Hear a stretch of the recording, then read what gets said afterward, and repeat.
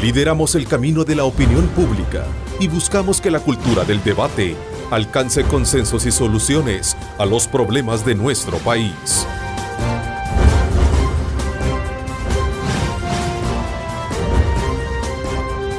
Diálogo con Ernesto López.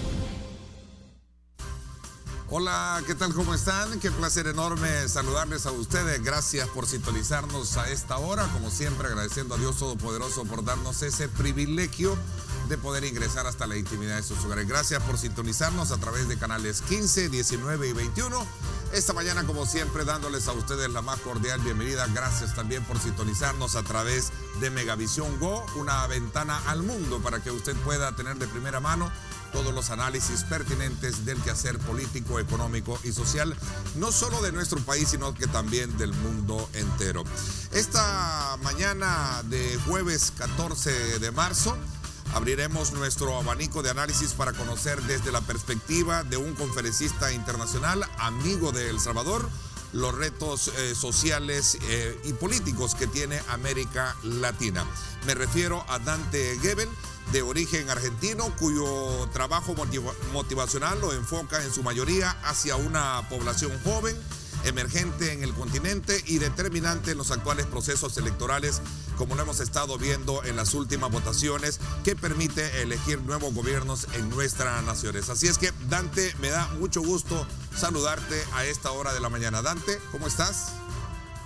Un placer, Ernesto. Gracias por la comunicación. Gracias, Dante. Cuéntanos un poquito cómo logras de alguna manera conectar con esa población joven. Te veo muy conectados con ellos. Tienes muchos mensajes que desde luego marcan un punto de liderazgo en cada una de tus conferencias que logras brindar. Por cierto, estuviste acá en El Salvador en noviembre recientemente, ¿no? Así es, en noviembre, que por supuesto cada vez que estoy en El Salvador la receptividad es formidable, Ernesto. Te digo que cada vez que voy me siento como si estuviera en casa, como un salvadoreño más, lo cual es destacable, digo, no pasa en todos los países, ¿no es cierto? Así que me siento muy cómodo.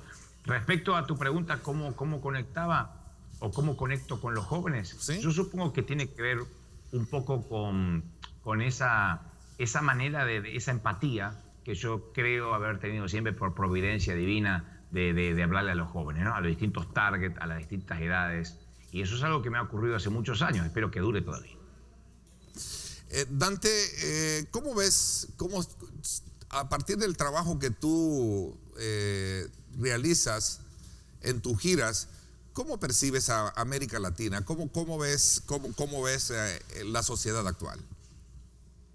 Yo creo que toda la región sufre lo que yo considero una falta de valores absoluto, pero más que de valores, de referentes, de ejemplos. Yo provengo de una generación donde desde el político, el conductor de televisión, el pastor religioso, el líder, el rabino, quien sea, de alguna manera eran referentes, eran modelos. Hoy en día es como que ese modelo se ha perdido, como que se ha perdido en una neblina esa manera que uno tenía de ver antes al referente, al ejemplo. Así que cuando me preguntan cómo veo América Latina, con una gran falta de ejemplos de vida, especialmente. Tú eres argentino y conoces muy bien, digamos, el comportamiento social y que tiene que ver mucho con la actividad política también. ¿Tú crees que se le está dando la verdadera respuesta que merece esta sociedad en cuanto a la atención de todos aquellos aspectos básicos de atención? Me refiero al tema educativo, me refiero al tema social, el que puedan tener desde luego ese crecimiento de desarrollo, incluso hasta productivo como tal, Dante. Lo mencionabas recién. El gran problema que tenemos no solo en la región, sino creo que en gran parte del planeta es la educación. La educación es lo que hace que la misma Biblia dice, cuando uno instruye al niño en su camino, lo hace bien, de grande uno no se va a arrepentir. El hombre luego es alguien, cuando hablo de hombre no hablo de género, hablo del hombre, de la mujer. Se transforma en alguien que tiene valores, que tiene un centro en la vida. Cuando no hay educación, tenemos el gran problema que estamos afrontando en la actualidad. Y la educación siempre se tiene como si fuera amontonar información dentro. Y yo creo que la educación es tratar de sacar el potencial de cada uno, de cada ciudadano. Yo creo que la educación es la gran materia pendiente. Lo es en mi Argentina, me atrevo a decirle que lo es en El Salvador, en México, en Colombia. Y cuando la educación empieza a tener valores fundamentales o se empieza a basar en lo que realmente queremos dejarle al ciudadano, que de algún modo después nos va a suceder, porque estamos gobernando estadísticamente para 10, 20, 30 años, no solamente para el gobierno que dure un partido político. La tarea no solo tenemos que dejársela, crees tú, a los gobiernos, sino que también debe de ser de manera introspectiva como familia, aunque hay que reconocer que gran porcentaje, si nos vamos un poco a la estadística, Dante, hay que reconocer que lamentablemente la familia cada vez va desintegrándose por muchos factores, ¿verdad? El factor de migración, el factor de la cohesión misma, que en algún momento pues ha venido también a impactar fuertemente.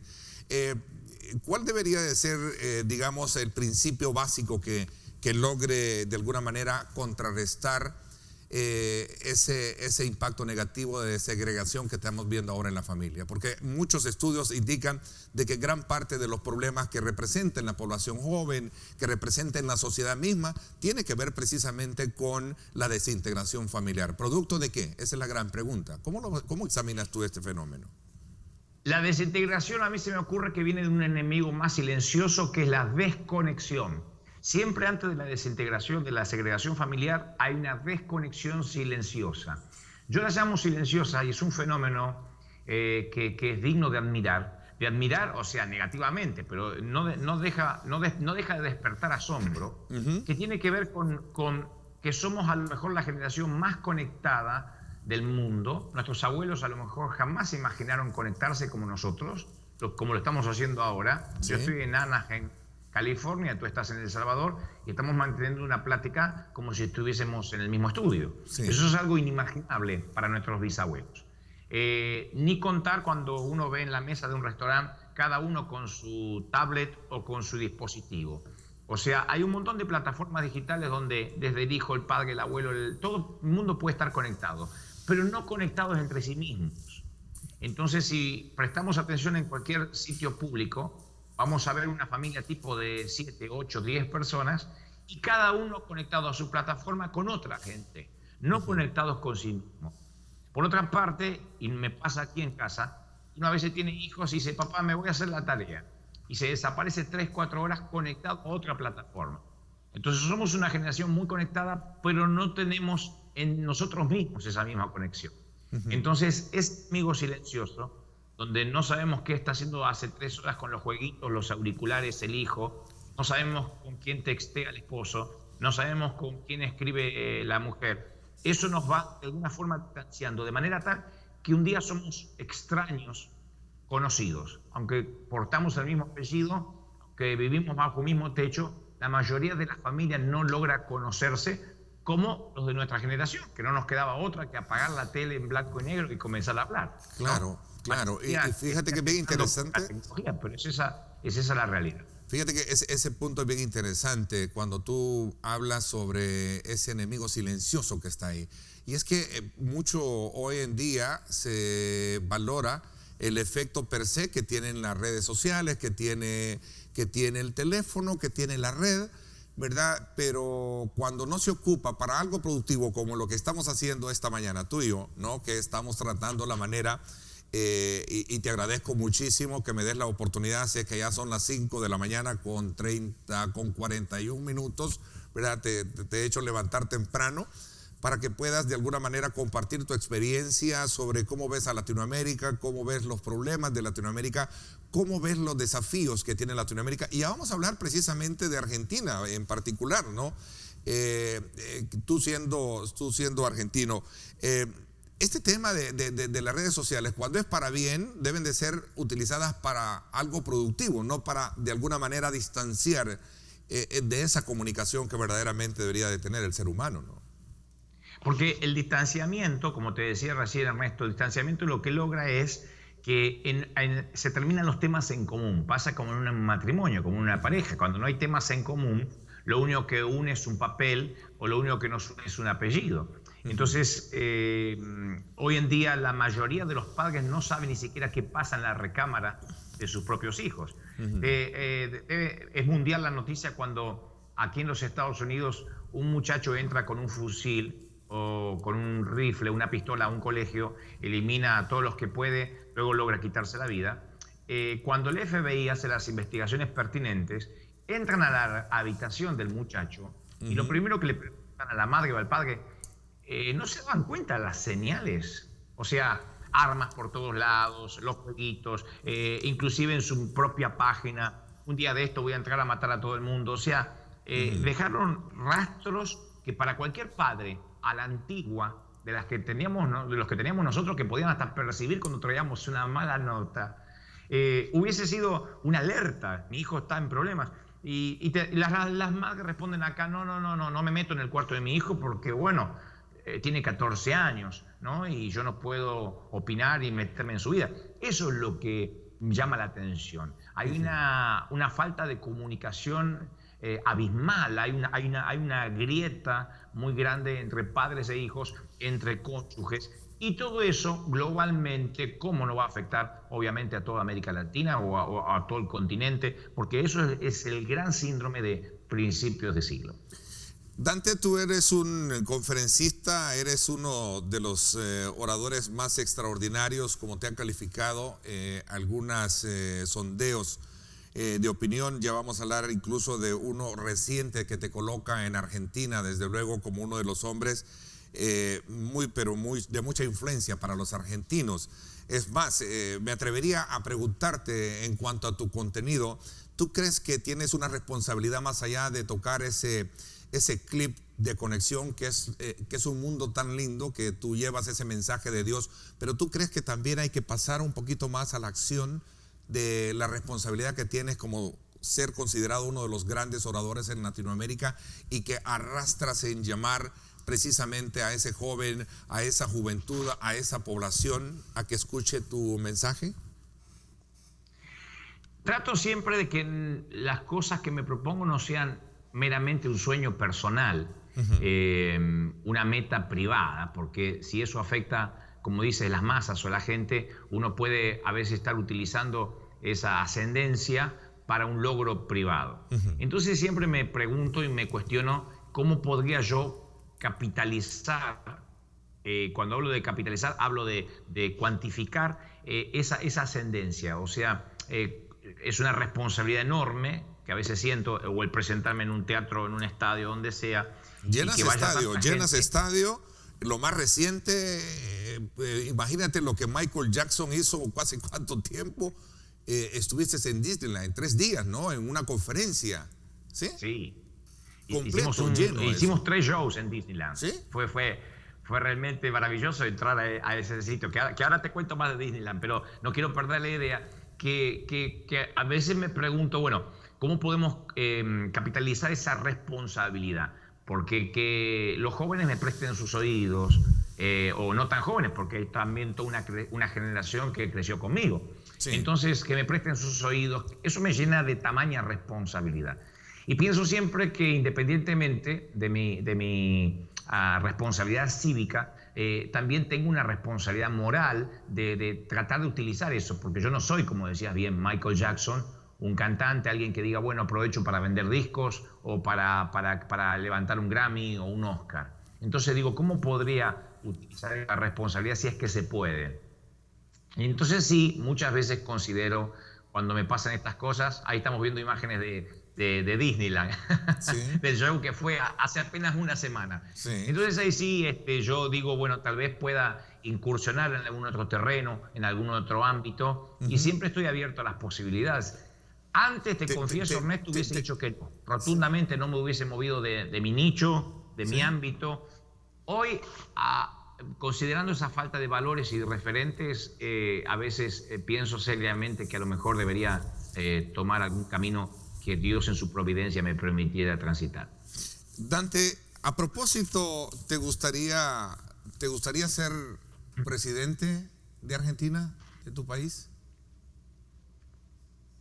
Bueno, no es me gustaría, insisto otra vez, yo soy muy cuidadoso por varias cosas. yo no puedo herir susceptibilidades porque estoy hace casi 11 años viviendo en los Estados Unidos y es de público conocimiento. Entonces, ante tamaña responsabilidad, primero debería volver a mi país un buen tiempo, que lo haría si lo tengo que hacer.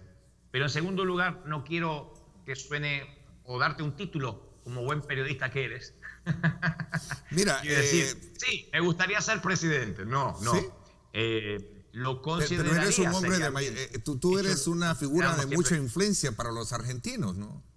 Estás incluso en un ranking que estaba en mi investigación de producción periodística, veía que estás muy bien colocado. Los argentinos te ven muy bien, como un hombre que podrías gobernar muy bien Argentina. Siempre que existe una posibilidad seria, porque también entiendo que la popularidad o el que te conozcan no alcanza para gobernar. Si no, cualquier famoso de Hollywood podría ser un potencial presidente. A mí me parece que hace falta la responsabilidad de que es algo absolutamente serio, que no alcanza con las buenas intenciones. Yo me he preparado para cualquier eventualidad, en ciencias políticas, en todo lo que tenga que ver con la capacitación que debe tener un mandatario, pero no solo el primer mandatario, sino cualquier lugar que me tocara algún día eventualmente ocupar. Siempre trato de prepararme, de capacitarme, de ser autodidacta en eso, pero también considero que cualquier presidente que se precie como tal debe tener un equipo formidable, un equipo de economistas, de gente que entienda la política con una nueva cabeza.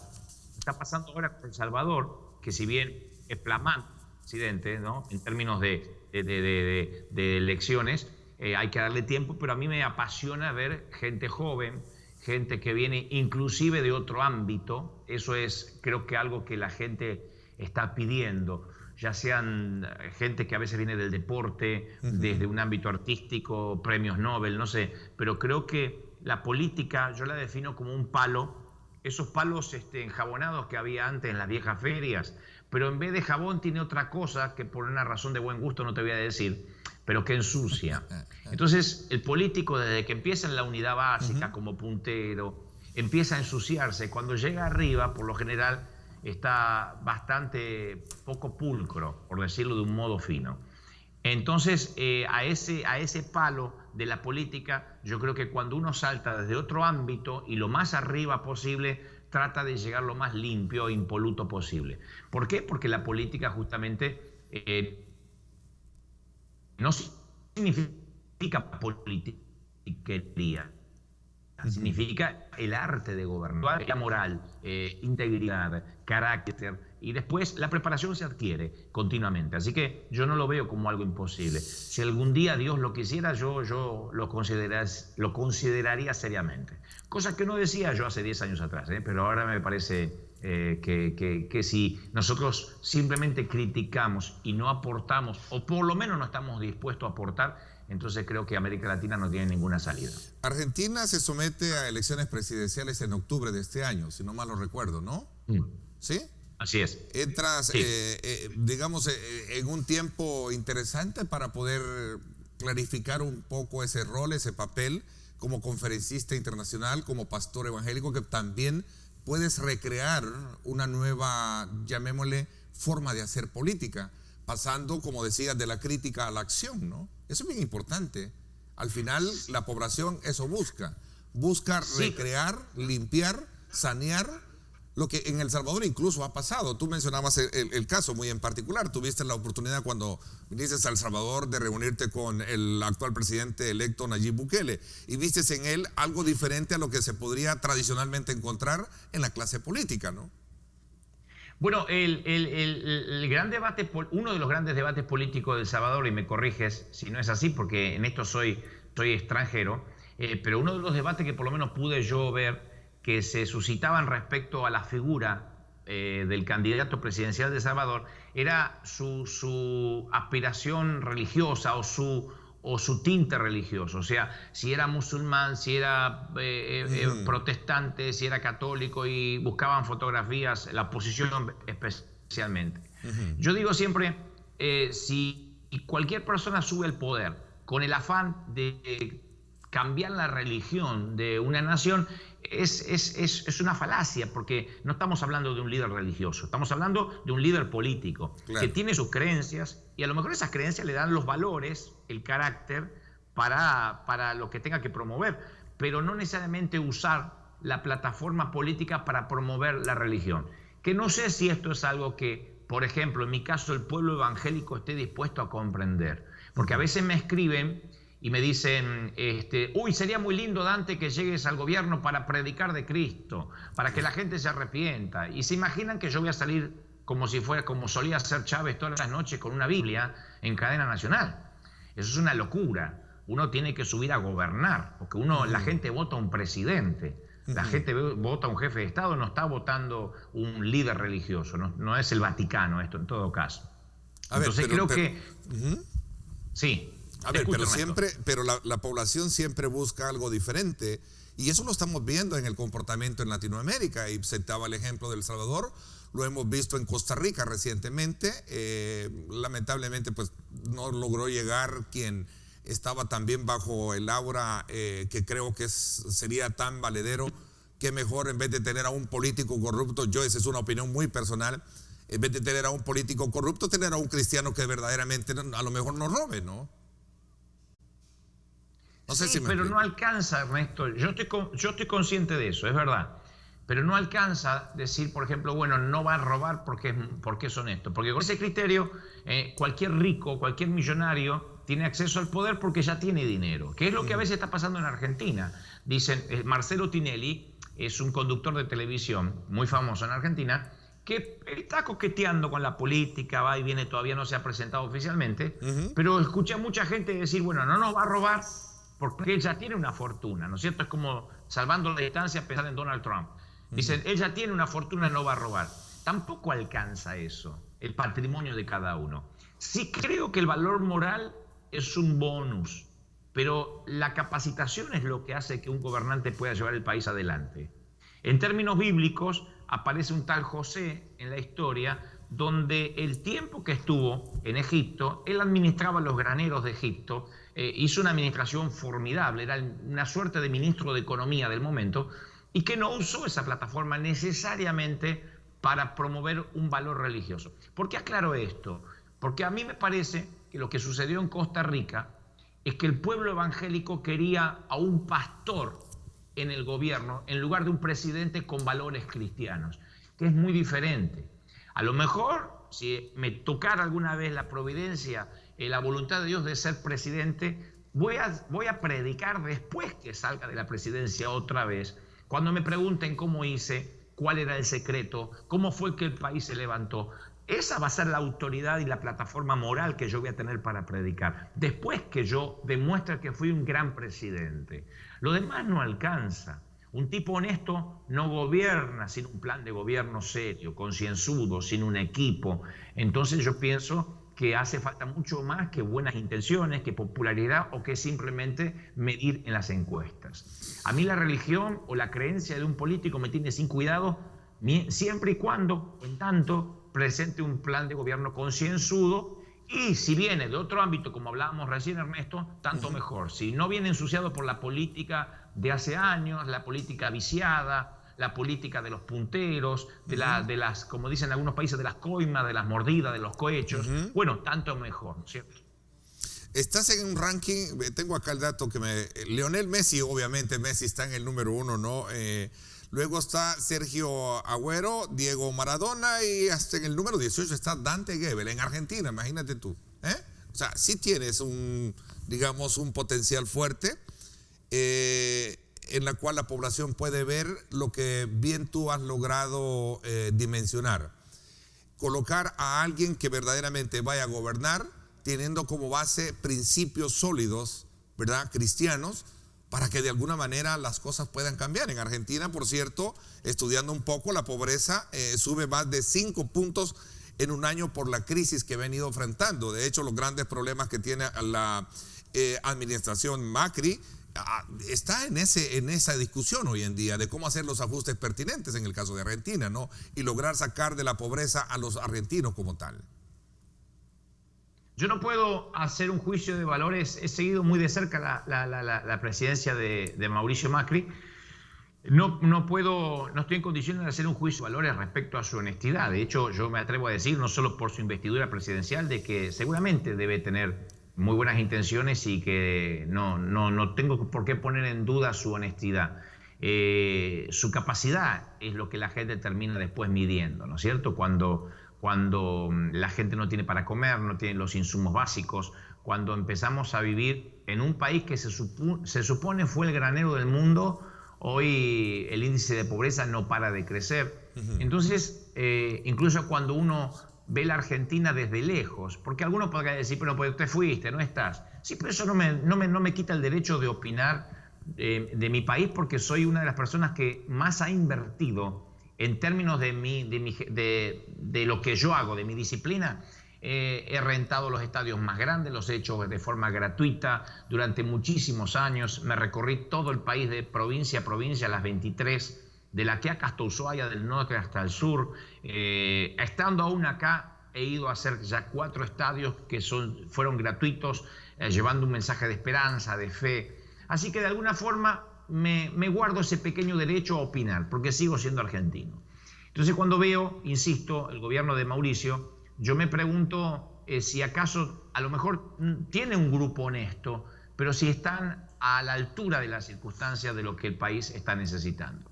Por otra parte, no le ha sido una tarea fácil, porque todos sabemos, es de conocimiento público que ha heredado un país que casi estaba en llamas, una economía muy endeble. El gobierno de los K todavía se sigue, de los Kirchner, se sigue investigando. Entonces no ha sido fácil, no es una tarea fácil. Pero ya han pasado muchos años, ha pasado una presidencia casi entera y ya no podemos decir, bueno, pero lo que heredé no me permite gestionar. Yo pienso que los argentinos le dieron un tiempo a Mauricio, lo esperaron. Hay muchos que le tienen esperanza, otros que están completamente desesperanzados, como pasa siempre. Y me temo que ahora en las próximas elecciones no volvamos otra vez a lo mismo, ¿no es cierto? Al peor es nada, a ver qué hay. O el voto castigo, que es peor, ¿no es cierto? Lo vamos a castigar a este, ponemos otro que tampoco nos convence, pero por lo menos le damos una lección a este. Así se ha votado en Argentina las últimas décadas. Ese podría ser el caso de Dante Gebel, una vez con una propuesta concreta para ser candidato presidencial. Es decir, logras hacer clic con esa población que quiere algo diferente, algo que no vaya más sustentado en pretextos, sino en la acción que verdaderamente... Hablemos de esto cuando regresemos, Dante. Voy a hacer una pausa comercial, luego vamos a seguir conversando sobre estos puntos con Dante Gebel, conferencista internacional desde Anaheim, California, esta mañana en un análisis propio de los valores en Latinoamérica y el gran desafío que se hay para poderlo corregir. Vamos desde luego en la segunda parte a conversar con el secretario de Comunicaciones, Roberto Lorenzana, con quien vamos a hablar acerca de esta decisión de la Sala de lo Constitucional de mantener vigente el Tratado de Libre Comercio con China-Taiwán, ¿verdad? Que el gobierno había desde luego denunciado recientemente. Vamos a la pausa y regresamos con más.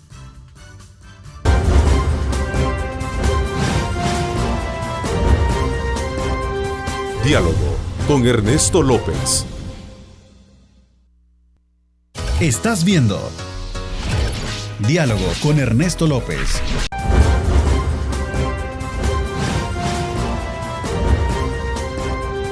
Diálogo con Ernesto López. Bueno, gracias nuevamente por estar con nosotros. Los invitamos a que participen, @diálogo21, @Neto López Radio. Son las 2 cuentas en Twitter que están disponibles para que usted pueda formular sus comentarios y preguntas. También está nuestra señal en Facebook para que pueda compartirla con sus contactos.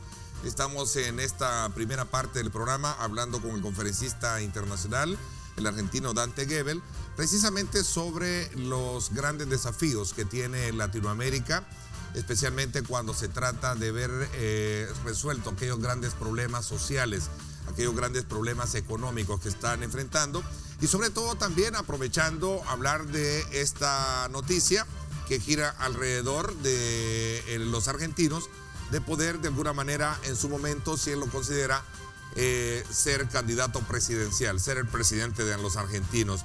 Sé que entre ese halago y esa responsabilidad, Dante, sé que hay una distancia corta, ¿no?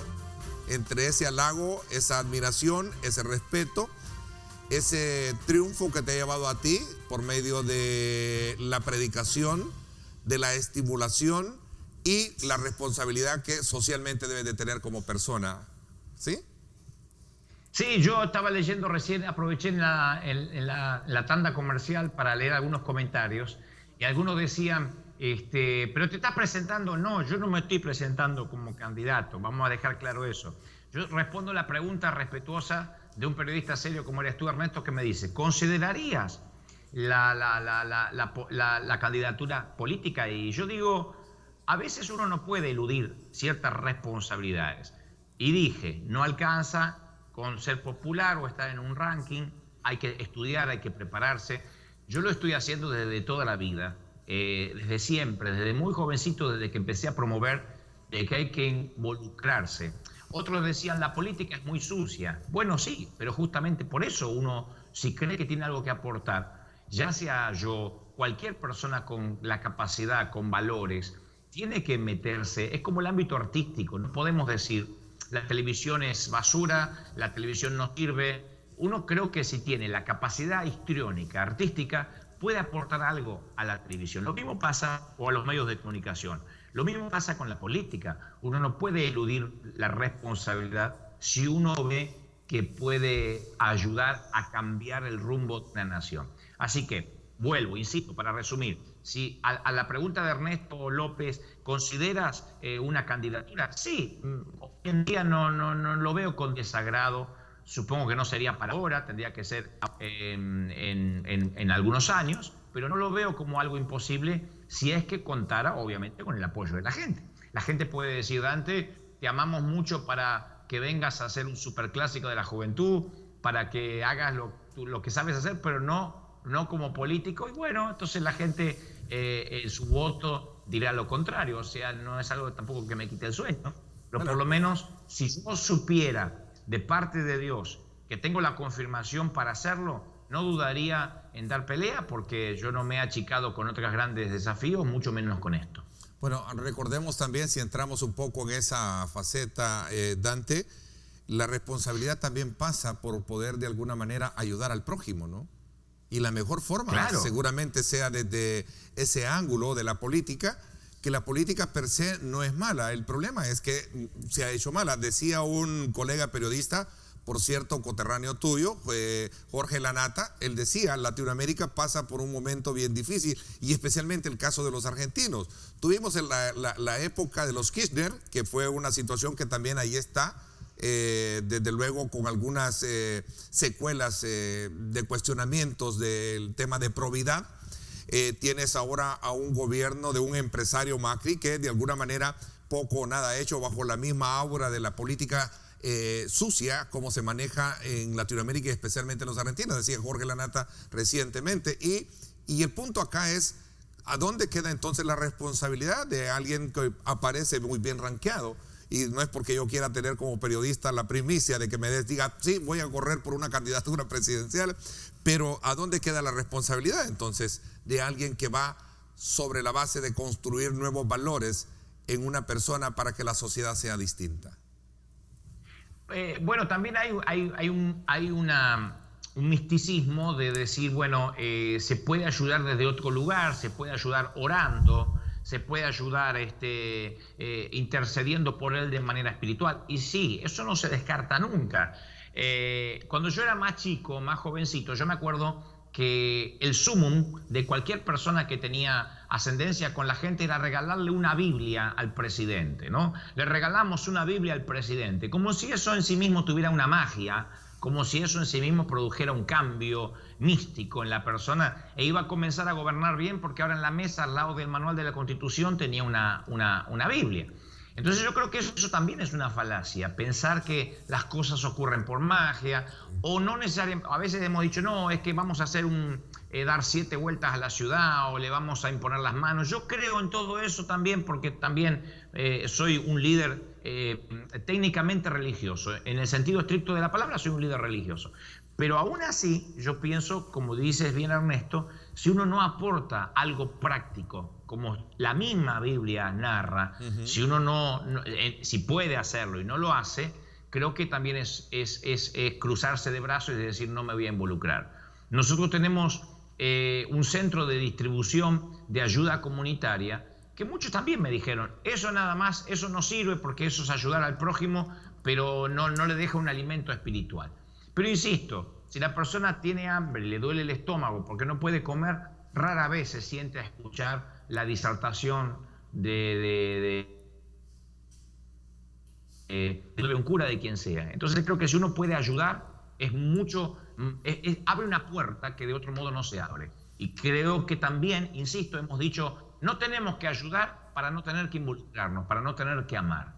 Va a tener un costo, yo estoy consciente que si esto ocurre va a haber críticas feroces, pero creo que tengo entrenamiento en eso, Ernesto, para las críticas y para las balas. Yo creo que la sociedad está cambiando, yo te lo decía, tal vez no es mi ímpetu, mi interés en presionar, pero tratar la manera de ver el ángulo de la política desde tu óptica, sobre todo tratando la manera de poder valorar ese efecto per se que tienes de tener muchos seguidores. Eres un hombre de, como te lo comenzaba en el programa diciendo, eres un hombre de mucho arrastre, eres un hombre que desde luego mueves muchas masas, ¿no? Y no me lo estoy inventando yo, incluso este tema te lo publicó recientemente el diario Extra en Argentina, que decía, bueno, Dante Gebel no descarta presentarse como candidato presidencial, ¿no? No lo descarto. Extra es de Costa Rica, de los queridos ticos. No, insisto, no lo descarto. Pero sí, perdón, es del diario Extra de Costa Rica, perdón. De Costa Rica. Sí, pero digo, ojalá que haya muchos argentinos que de cualquier ámbito que se atrevan, porque siempre son los mismos, terminan siendo los mismos punteros, siempre terminan siendo los mismos candidatos. Estaba leyendo las noticias de que no hay opciones, no hay casi oposición, los partidos políticos languidecen. Entonces yo me pregunto si a veces uno no tiene que hacer algo más que simplemente ver, a ver quién se levanta, a ver si viene Tinelli y nos salva. Que a lo mejor sí, insisto, capaz que Marcelo Tinelli termina siendo el presidente de los argentinos. No tengo la menor idea. No estoy muy consciente del mapa político en su totalidad. Pero sí, yo hasta predico esto, promuevo esto, Ernesto, donde voy. Hay que involucrarse. Nos quejamos de la televisión y del cine. Bueno, promovamos un nuevo cine. Y la iglesia en sí misma, la iglesia cristiana, es conocida por todo aquello a lo que se opone. Muy rara vez la iglesia es conocida por todo aquello a lo que sí apoya, a lo que sí aporta. Entonces vas a cualquier país, voy a El Salvador, le pregunto a la iglesia de El Salvador y le digo, ¿a qué se oponen? Nos oponemos al homosexualismo, nos oponemos a la fornicación, nos oponemos a... Todo el mundo sabe a lo que se opone. ¿Qué aporta la iglesia? ¿Qué aportamos? Y es muy poco lo que el subconsciente colectivo sabe qué aporta la iglesia. Entonces, no hacer las cosas malas no necesariamente nos hace pensar que estamos haciendo las cosas bien. Yo digo siempre, ausencia de maldad no necesariamente es bondad. Hay que ser proactivo, hay que involucrarse. A lo mejor los resultados no van a ser extraordinarios, pero por lo menos no irse a la tumba diciendo yo tenía la capacidad, la intelectualidad, la preparación espiritual, el carácter y no hice nada por miedo al que dirán. Ernesto, a mí me importa un cuerno el que dirá. Yo ya no vivo más, tengo 50 años. Hablamos antes de salir de cámara que tenemos el mismo año de nacimiento. No sé si tú dices la edad o no, pero tenemos 50 años. Tenemos 50 años, sí, vamos por los 51, mucha honra, ¿eh? Hay mucha honra, y a esta edad yo ya no me importa si alguien me dice sí. O me pone un epíteto o un adjetivo. Yo quiero pasar por la vida sabiendo que cumplí la misión que me fue encomendada. Y si esa misión involucra la candidatura, lo voy a considerar. Créeme lo que acá en Megavisión tenemos buen tino para colocar estos temas y también para sacar de ellos las verdaderas conclusiones. Y esperamos que así a lo mejor lo sea. De hecho, este día recién vino un amigo de Argentina y me trajo esta linda corbata. Es Tropicana Tango, ¿no? De tu país, Argentina. Mira, así es que es alusión. Así es que desde ya, muy bien, vamos a estar con esa, atención puesta en tu trabajo. Sé que vienes a una gira, ya para ir concluyendo nuestro programa, Diego, quiero agradecerte de antemano. ¿Vienes para una gira también por Centroamérica, por Latinoamérica? ¿Sí? Sí, la semana que viene voy a estar en Honduras, en Panamá, perdón, en Honduras, en Panamá, en Costa Rica, en Guatemala, en este mes. Una gira que va a durar todo el año con la gente de Blue Point, del amigo Toto Celaya, que es un gran manager, y aparte está haciendo una tarea formidable conmigo desde hace ya. Empezamos juntos en El Salvador, justamente, porque él es salvadoreño. Y ahora estamos haciendo esta gira por toda América Latina, así que la semana que viene comienza, se llama justamente Auténtico.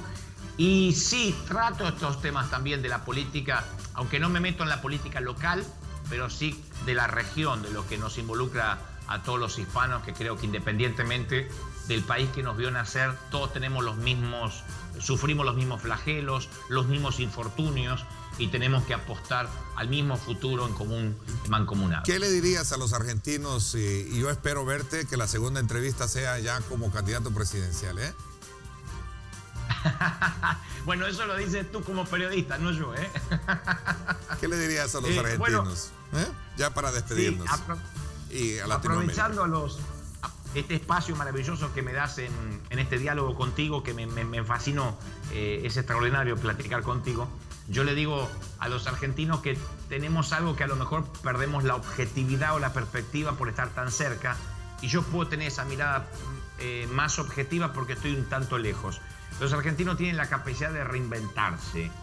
Son como gran parte de los latinoamericanos que parece que cuando a veces el país no da más y se terminó, resurge otra vez de alguna forma. Es una capacidad, yo no sé si eso viene de los ascendentes europeos, si es la misma fuerza mapuche, no tengo la menor idea, pero a veces uno piensa, esto está liquidado, Argentina se terminó, y vuelve a reinventarse, y vuelve la fuente de trabajo, y el campo otra vez empieza a generar. Yo pienso que es una Argentina, es una tierra bendecida, una tierra que de alguna manera siempre vuelve a resurgir, y eso es bueno. A veces vemos que está todo oscuro, y cuando más oscura está la noche, más cerca está el amanecer. Yo tengo mucha esperanza con Argentina. Cada vez que voy veo la capacidad, el calor de la gente, aunque hay nerviosismo y todo lo que se vive, pero sé que hay esperanza, sé que Dios tiene un plan maravilloso para mi querida y amada República Argentina. Así es, en efecto, pues tiene a uno de los mejores jugadores del mundo, tiene a un papa, y por qué no decirlo un día, pues a lo mejor un presidente evangélico. Así es que la mejor de la suerte, y qué privilegio haber conversado contigo. Te agradezco que nos hayas sido parte de ese tiempo. Sé que tu agenda es muy, pero muy apretada, Dante, pero el país y quienes nos sintonizan han estado muy atentos a esta interesante conversación que hemos tenido. Te agradezco muchísimo y espero verte, como te digo, muy pronto. Gracias, Ernesto. Ha sido un placer platicar contigo. Que Dios te bendiga y adelante con el programa. Gracias, nos vemos pronto. Así es, en efecto, gracias a Dante Gebel desde Anaheim, California. Y por supuesto, en un abordaje de estos diferentes temas. Un estudio, una radiografía, un diagnóstico de cómo está en Latinoamérica y los grandes retos que tiene. Y por supuesto también esto que tiene que ver con el papel no solo de responsabilidad como conferencista, sino que también con la responsabilidad y la actuación que puede tener. Y como lo dice, no lo descarta, pero a lo mejor un día, si se lo propone Dios, así será para los argentinos. Bueno, nos vamos a la pausa, y luego, cuando regresemos, el secretario de Comunicaciones de la Presidencia con nosotros para hablar de temas de país. Vamos a la pausa y regresamos.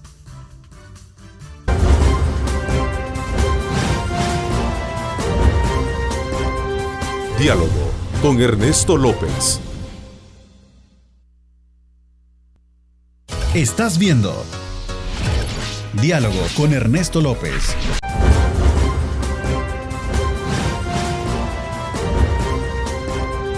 Diálogo con Ernesto López.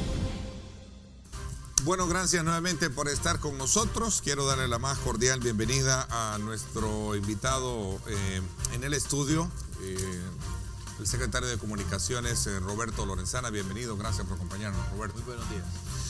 Roberto, Sala de lo Constitucional ayer en un comunicado suspende la cancelación del Tratado de Libre Comercio con Taiwán que el gobierno había hecho. ¿Cuál es la opinión que tienes al respecto? Bueno, efectivamente el día de ayer se conoció la resolución de la Sala de lo Constitucional ante una demanda presentada por la Asociación Azucarera de El Salvador, en el sentido de que se suspenda los efectos de la denuncia del Tratado de Libre Comercio con Taiwán. Esta es una medida cautelar, es la admisión, la resolución lo que establece es la admisión del recurso de amparo. Y al admitir el recurso toma una medida cautelar con carácter provisional y con carácter preventivo, argumenta la sala. Y dice en sus argumentaciones la sala que no, digamos, objeta que le corresponde al gobierno, al Poder Ejecutivo, la rectoría de la política exterior y la política exterior en materia de comercio, ¿verdad? Y que no pretende invadir atribuciones constitucionales del Ejecutivo, ¿verdad?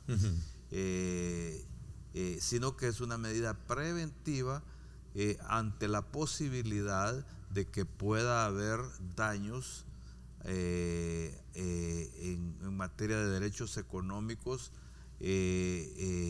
digamos, a los afectados, en este caso a los azucareros, tal como ellos lo argumentan, ¿verdad? Y por supuesto que si no se toma esta medida cautelar oportunamente, argumentan, seguramente siempre habrá un efecto. Entonces, para prevenir, toma esta medida cautelar. Más o menos ese es el tono de la resolución. De la resolución, sí. El gobierno lo que ha dicho es que en el comunicado de la Cancillería, que el gobierno considera que el procedimiento... Perdón, una corrección, no es resolución, es una admisión de la demanda. Es una admisión. Solo para un poco el término. Sí, es una admisión y una medida cautelar. Una medida cautelar, sí. Entonces, el gobierno, digamos, considera de que el procedimiento que se ha ejecutado por el Ministerio de Relaciones Exteriores de la denuncia del tratado fue correctamente realizado. Y por supuesto de que estamos atendiendo de acuerdo a las facultades constitucionales que tiene el gobierno en el marco de la independencia de poderes, las medidas del caso y por supuesto que también quedaremos a la espera de la decisión final que se adopte por parte de la Sala de lo Constitucional, que en este caso no se tiene tiempo. Yo quiero hacer una consideración de carácter político en esto, aunque digamos uno no puede inferir de que la sala ha tomado decisiones políticas, no se trata de eso, pero quisiera hacer una consideración de carácter político. En esto primero hay que tener especial cuidado de que la Corte Suprema de Justicia no vaya a invadir atribuciones que le corresponden al Poder Ejecutivo. Eso la sala lo tiene que considerar en el fondo del asunto, ¿verdad? Porque la política exterior le corresponde al órgano ejecutivo. ¿Es el caso de esta sentencia? No, no es sentencia, como es una medida cautelar, sí, una medida cautelar, pero perdón, van a ir al fondo del asunto, ¿no? Y entonces ahí hay cosas de este tipo. Por un lado, la sala ratifica que le corresponde al Ejecutivo. Dice la sala en esta medida cautelar que también queda claro que los otros 18 tratados que fueron denunciados, digamos, no objetan la denuncia por parte del órgano ejecutivo, excepto el Tratado de Libre Comercio con Taiwán. Los otros 18 no hay ningún problema, o sea, que por un lado deja en firme la decisión del Ejecutivo en materia de la denuncia de los otros tratados. Esta resolución que conocimos el día de ayer. Pero en este caso no. Y dice que no pretende, dice la sala, no pretende inmiscuirse o intervenir en una intervención que solo le corresponde al Ejecutivo, que es la de las relaciones internacionales y la política comercial. Entonces ese es un tema que debe de ser minuciosamente estudiado. Ahora, ya en esta cosa uno lo que puede prever es que efectivamente no es un interés estrictamente económico el que está de por medio, ¿verdad? Aquí hay otro tipo de intereses, puede ser intereses que tengan que ver con principios de seguridad jurídica, o puede ser que tenga que ver con intereses de carácter político, porque el interés económico quedó claro de que no es el fondo del asunto, porque la República Popular de China dijo claramente de manera reiterada que las afectaciones que podrían surgir de esta modificación, de esta digamos, denuncia del tratado, las asumía la República Popular de China y las iba a compensar, de tal manera que la parte económica no es el fondo del asunto. No es el fondo del asunto. No es el fondo si del no es asunto. ese, entonces es más político, es más de Yo intereses. creo que este es un proceso que tiene el propósito de coadyuvar en la argumentación que le sirva a la próxima administración para una eventual ruptura de relaciones diplomáticas. O sea, ese es por lo menos es lo que yo considero. O sea, que aquí hay un propósito de generarle un argumento a la próxima administración de que es conveniente la ruptura de relaciones diplomáticas con la República Popular de China. Y eso creo que es un error. Es un error porque el país ha estado de espaldas a esa realidad, ¿verdad? Y de la segunda potencia del mundo, y digamos ya en emergente potencial de ser la primera fuerza económica del mundo. Entonces, estar de espaldas a esa realidad es un gravísimo error y El Salvador estaría perdiendo enormes oportunidades. Ya vemos cómo, por supuesto, la presión internacional está clarísima, ¿no? O sea, hay, digamos, prácticamente el presidente electo ha recibido un mandato, ¿verdad?, del gobierno de los Estados Unidos, o al menos de algunos funcionarios, que rompa relaciones con la República Popular de China. Eso pudimos escucharlo ayer en los discursos. Entonces, es una orden que le están dando y por supuesto que uno no puede asegurar cuál será la conducta del presidente electo, pero si él asume una posición de independiente, ¿verdad?, de lo que le conviene al país, o asumirá una posición de subordinación a la política exterior. Entonces, esa ya es responsabilidad del nuevo presidente. Esta sentencia está vinculada a eso, esta resolución tiene vínculo. ¿Cómo queda? Ya vamos a hablar del caso del discurso que emitiera el presidente electo allá en la Fundación Heritage, donde desde luego dijo el presidente Bukele, el presidente electo, niega el apoyo al gobierno de Maduro, de Venezuela, y también a Ortega de Nicaragua. Y por supuesto dijo que calificó que la República Popular de China no son una democracia. Me están pidiendo una pausa, voy a hablar de este y otros temas, pero ¿cómo queda en todo caso una vez con esta, digamos, con este recurso admitido, donde prácticamente ya habían avances, concreciones de esa relación con China popular? De hecho, esta semana se conoció, o la semana pasada también, de la llegada de vehículos, así como también de computadoras que el gobierno le va a asignar a los estudiantes. ¿Cómo queda esa situación? Voy a la pausa y regresamos. Este es el informe del tráfico desde el Megadrón. Gracias a Seguros del Pacífico. Seguros del Pacífico te ofrece full cover y cero deducible en tu seguro de vehículo. Para más información, llama al 2283-0800 o contacte a su asesor de seguros. Vámonos entonces ahora hasta el sector de El Poliedro. Esta es la zona de Lourdes, allá en Colón. Vemos el tráfico muy cargado subiendo hacia Los Chorros.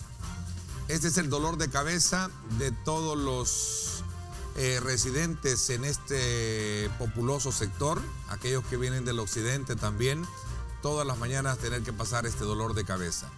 La gran prueba, la gran tarea, el gran desafío para el nuevo gobierno, cómo resolverle este problema a cientos de miles de salvadoreños que tienen que pasar todas las mañanas por esta importante arteria. Así es que así está el tráfico por el sector de Los Chorros, subiendo desde el Poliedro. Toma en consideración esta preciosa imagen en vivo, en directo.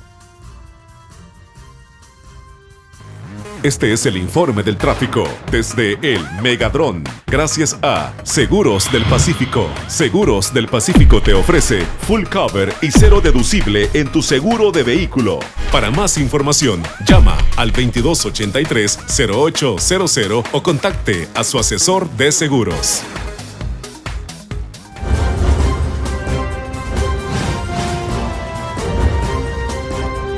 Diálogo con Ernesto López.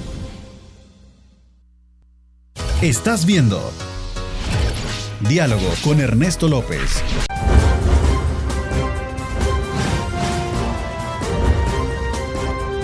Diálogo con Ernesto López. Bueno, gracias nuevamente por estar con nosotros. ¿Cómo queda, Roberto, entonces todos estos acuerdos que ya han estado de alguna manera concretizándose con la República Popular de China, ¿no? Una vez que la Sala de lo Constitucional suspende la cancelación del TLC con Taiwán. Sí, o sea, primero que las relaciones diplomáticas con la República Popular de China no han sido, digamos, en ese tema es claro el planteamiento de la Sala, que no, digamos, no pretende de ninguna manera inmiscuirse en esos asuntos. Ok, porque es competencia del Ejecutivo, ¿verdad? Sí, lo dice. Okay. En tal sentido, la medida preventiva tampoco supone un pronunciamiento sobre el contenido del memorando de entendimiento firmado el 21 de agosto del 2018 entre nuestro país y la República Popular de China sobre el establecimiento de las relaciones diplomáticas, bajo el entendido que dicho documento ha sido suscrito dentro de las potestades constitucionales del órgano ejecutivo. O sea que en ese tema la Corte no establece ninguna invasión, para decirlo de alguna manera, en el sentido que se ha hecho correctamente el establecimiento y por lo tanto... Pero sí objeta la parte comercial, ¿no? Sí, ahí hay y justamente ahí es que hay una, digamos, tiene que haber una polémica sobre esto, porque dice que es preciso acotar, dice la Sala, que la adopción de una medida precautoria en este amparo no implica una invasión a las funciones que por mandato constitucional le corresponden al presidente de la República a través del Ministerio de Relaciones Exteriores. Entre estas, dice, la conducción de las relaciones diplomáticas con los gobiernos de otros países, la dirección de la política exterior, así como la formulación y la dirección de las políticas y estrategias del desarrollo del comercio exterior. Okay. Pero el Tratado de Libre Comercio es comercio exterior. Claro. Entonces que ahí hay que hacer un punto de debate. Por supuesto que ese es un tema que ellos lo van a dilucidar a la hora de profundizar para la resolución definitiva, ¿no? Cero arancel deberá en algún momento seguirse la importación de, por ejemplo, ayer los azucareros en algún momento pues se mostraban satisfechos con esta decisión y pues en su momento decía, pues alababan, decía el presidente de la Asociación Azucarera, Mario Salaverría, tenemos una corte independiente donde se nos ha hecho justicia a los ciudadanos. Esto sienta un precedente de que el Ejecutivo no puede suspender tratados, decía también el presidente de Coexport. Pero en el fondo explicaban su satisfacción precisamente por esta situación. Yo creo que también,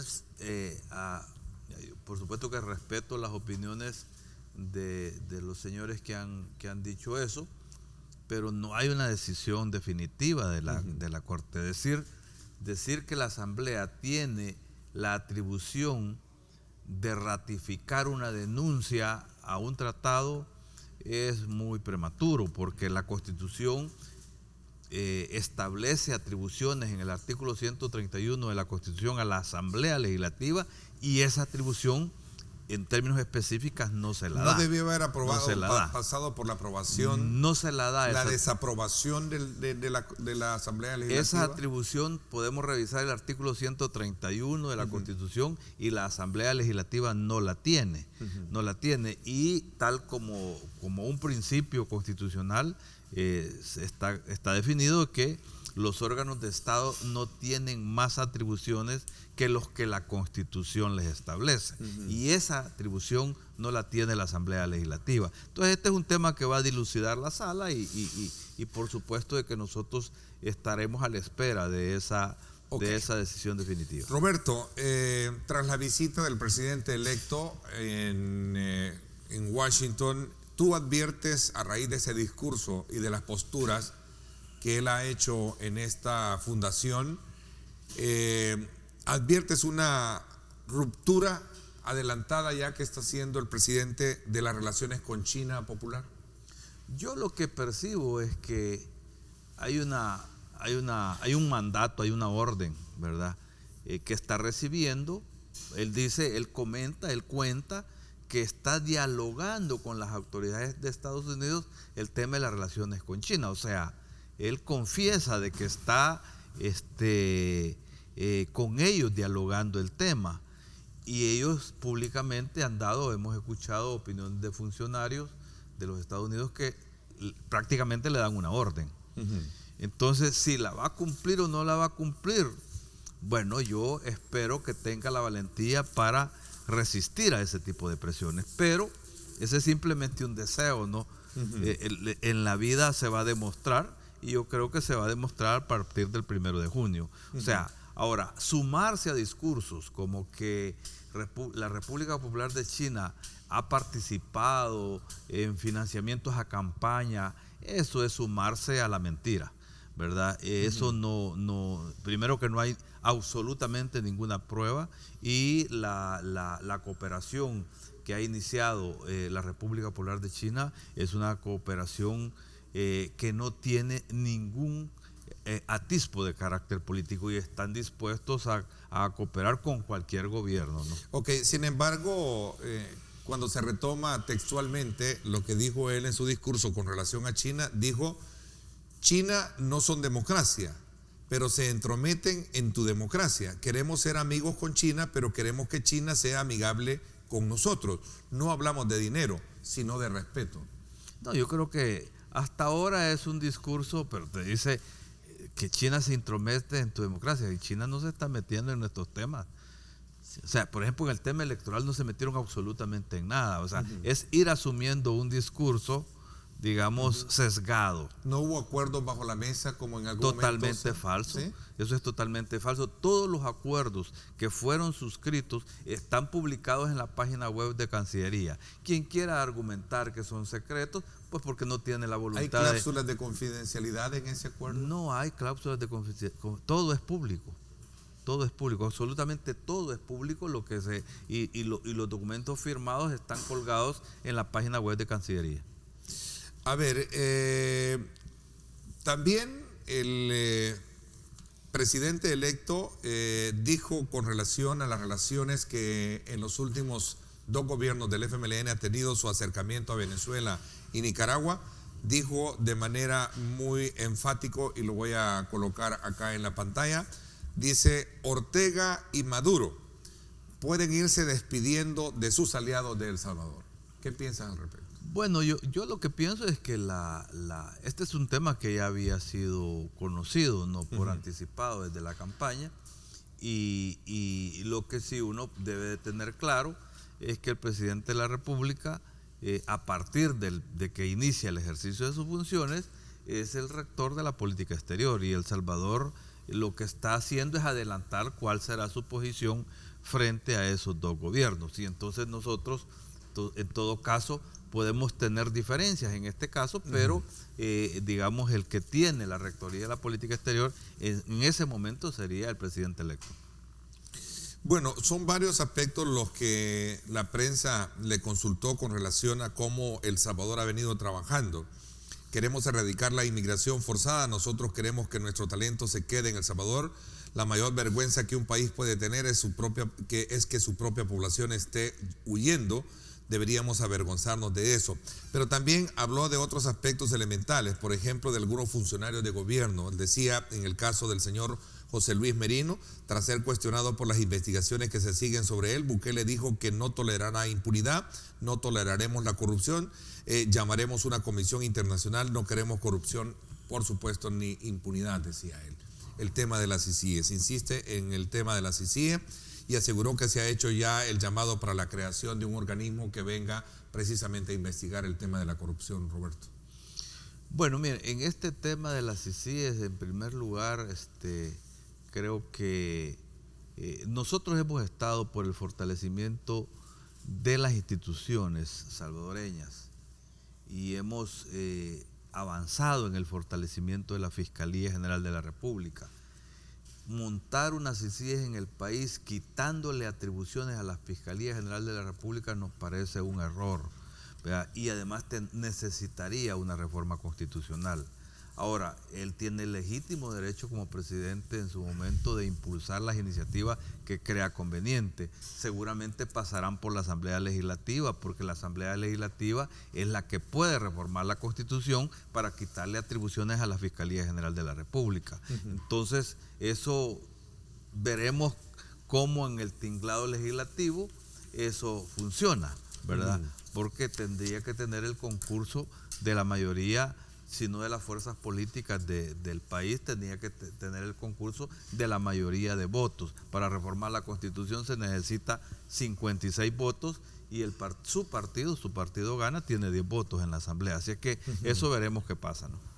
¿No tienes en algún momento, llamémosle, implicaciones el hecho de examinar o de alguna manera determinar ese aislamiento que va a tener ahora Venezuela y también Nicaragua con relación al gobierno de lo que se ha hecho? Yo creo que estos dos países han tenido en los últimos años una situación política compleja y por supuesto un aislamiento internacional, como tú dices. Pero creo que hace falta todavía ver el desencadenamiento de esas realidades. En esos países hay una enorme confrontación, particularmente en Venezuela. Hay dos grandes fuerzas, digamos, que están enfrentadas y nosotros como gobierno siempre nos pronunciamos por la no intervención en los asuntos internos de los países. Por principio, por filosofía política, nosotros hemos creído en que nosotros no debemos de intervenir en los asuntos internos de otro país y por eso que nos pronunciamos porque haya un diálogo en esos países y que las fuerzas políticas y sociales y económicas de esos países logren un acuerdo para el bien de sus respectivos pueblos. Roberto, ¿ya tienen ustedes algunas luces de la Comisión de Transición de parte del presidente electo para poder hilvanar esa transferencia de poder? Bueno, en realidad lo que nosotros tenemos es primero que el gobierno ha formado su Comisión de Transición. Todas las instituciones están trabajando en toda la documentación, toda la información, todos los requerimientos que están prácticamente acordados con la Corte de Cuentas de la República. La Corte de Cuentas de la República ha establecido una guía de traspaso. El gobierno del presidente Salvador Sánchez Serén ha dicho, vamos a trabajar en base a la guía que da la Corte de Cuentas de la República, porque en todo caso es el único ente contralor del Estado salvadoreño, y entonces nos vamos a acoger, digámoslo así, a esa guía. Y por supuesto que no conocemos todavía la comisión que será nombrada. Tenemos conocimiento por la vía de las redes sociales que esa comisión será formada o anunciada el próximo lunes, o sea, el lunes 18.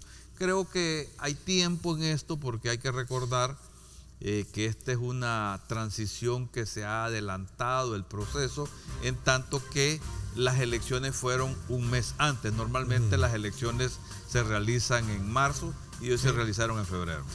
A ver, voy a hacer una pausa comercial. Hablemos un poco también sobre los temas electorales, temas de partido. Sobre todo cuando en el FMLN hay pues una discusión al interior de este partido y que está muy a la expectativa la población para saber quién debe de conducir la dirigencia del FMLN. Vamos a la pausa. Gracias a usted también por estar participando. Te quiero dar, aunque sea una frase de la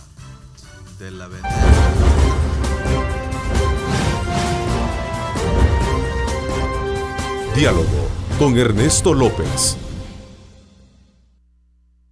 El futuro es imaginar, es pensar en grande. Prepárate hoy, estudia en la UFG y amplía tus oportunidades. UFG, tecnología, innovación y calidad.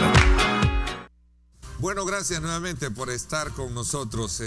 A ver, quizás antes de entrar a estos temas electorales, recién tenemos acá en el país, desde luego, la visita de funcionarios del Fondo Monetario que están hablando de dos aspectos muy importantes. Bueno, se puede elevar el FODES del 2% y de otros aspectos que tienen que ver con el manejo de la reforma al sistema de pensiones. ¿Sí? Bueno, en realidad el Fondo Monetario tiene aquí una misión que va a durar 10 días más o menos. El gobierno, nosotros ya hicimos una reunión con ellos, o varias reuniones. Yo participé en la reunión de apertura en la que ellos, digamos, nos expresaron en qué consiste esta misión. Van a elaborar un informe del país, del estado, de la situación actual, en qué situación termina este gobierno, su gestión económica y particularmente la gestión fiscal. Entonces creo que será un informe muy importante para el país, porque es, digamos, un informe de un organismo internacional importantísimo para el posicionamiento del mundo hacia cada uno de los países. Entonces, esperamos nosotros que ese sea un informe positivo. Yo escuché algunas opiniones preliminares de la coordinadora de la misión y ella decía algunos aspectos importantes. Voy a mencionar un par de ellos. Por ejemplo, decía, El Salvador es el país que lidera en este momento la reducción de la desigualdad en la región. Es el país que más ha avanzado en la reducción de la desigualdad, como un mérito a esta gestión. En segundo lugar, El Salvador ha disminuido significativamente la extrema pobreza. El Salvador ya está igual a Costa Rica. Estamos empatados con Costa Rica en reducción de pobreza extrema. Honduras y Guatemala duplican en pobreza a El Salvador, según esta opinión de la coordinadora de la misión del Fondo Monetario. Es muy importante. También decía de que la economía ha crecido por encima de su potencial y lo seguirá haciendo este año, ¿verdad? Eso es muy importante. Hemos tenido una inflación baja. Y uno de los temas más preocupantes hacia el futuro es el tema del crecimiento de la deuda. El crecimiento de la deuda es muy importante porque solo en el servicio de la deuda, la tasa de interés anual de la deuda del país es el equivalente a 3 puntos del PIB. Estamos hablando de más o menos 750 millones de dólares en intereses por la deuda externa del país. Entonces, y aunque nosotros con la reforma de pensiones hicimos un ajuste del 1% del PIB, o sea, el crecimiento de la deuda no es compensado con esta medida en materia previsional. Entonces, o sea, este es uno de los desafíos más importantes. Ellos dicen, vamos a tener una reunión, creo que es el día 21, con el presidente electo para que presente sus planes, cuál es el plan que tiene de carácter fiscal para los próximos años, cómo va a cumplir lo que dice su plan de gobierno, el plan Cuscatlán, porque ahí planteó de que va a poner el impuesto al patrimonio, cómo lo va a hacer, cuándo lo va a hacer. ahí plantea ese plan que va a poner el monotributo a todos los vendedores. Entonces le van a preguntar cómo lo va a hacer, cuándo lo va a hacer. Y creo que también habló del impuesto predial. Esos son los impuestos que él dice en su plan de gobierno. Entonces el Fondo Monetario quiere que le den las medidas específicas, cómo va a ser ese proceso. Y los tiempos. Y los tiempos. Que O creo sea, que es el punto medular de todo esto, él ¿no? se ha comprometido a cumplir la ley de responsabilidad fiscal, ¿vea? Y el ajuste del 2%, ¿cómo lo va a hacer?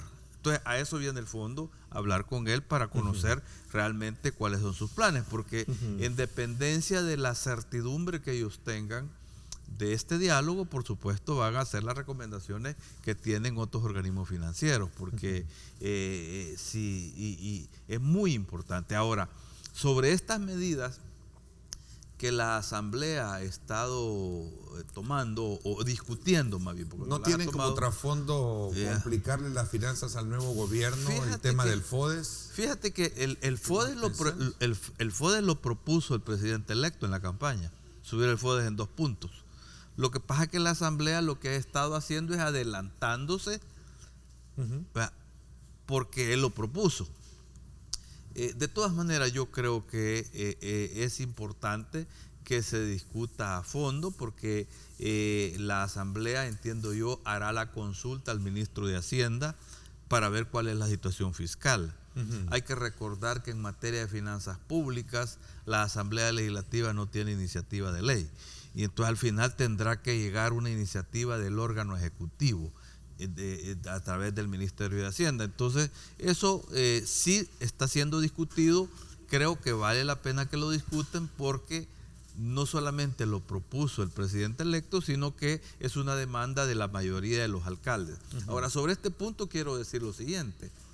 Vea, es efectivo que se realizó una reunión, ¿verdad?, entre el presidente del partido Arena y el presidente electo Nayib Bukele. Eso está confirmado. Sí, sí. ¿Verdad? De hecho, ya lo confirmó él. No. O sea, están hablando.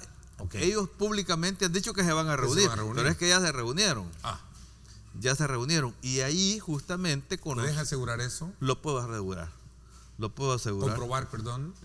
Pruebas no puedo tener, pero ya la reunión entre Mauricio Interiano y el presidente electo. Se hizo una primera reunión y el presidente del COENA se comprometió a aplazar la decisión en la Asamblea con los diputados de Arena del incremento del 2% del FODES.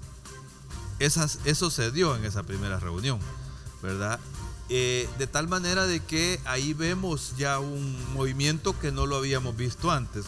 Ya el presidente electo, en acuerdo con reuniones futuras con el presidente del partido Arena, es un dato nuevo de la realidad, ¿no? Es un dato nuevo de la realidad, porque lo que hemos visto de aquí para atrás es confrontación, ¿verdad? Es ataques en todos los...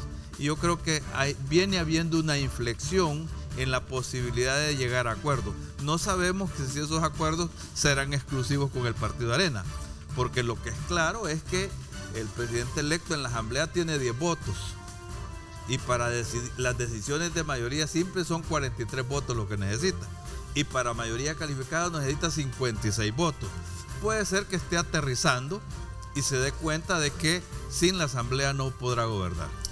Confieso que me quedo todavía con muchos temas y creo que voy a citarte tal vez para conversar la próxima semana o más adelante, y con un tiempo más prudencial hacer un abordaje más detenido sobre estos temas. Todavía nos quedaron ahí sobre la mesa, el tiempo se nos fue, Roberto. Bueno, mucho gusto. Gracias por haberme acompañado. A ustedes, como siempre, gracias por su atención. Pásenla bien y, como siempre, recuerden lo más importante: amar a Dios sobre todas las cosas. Lideramos el camino de la opinión pública y buscamos que la cultura del debate alcance consensos y soluciones a los problemas de nuestro país.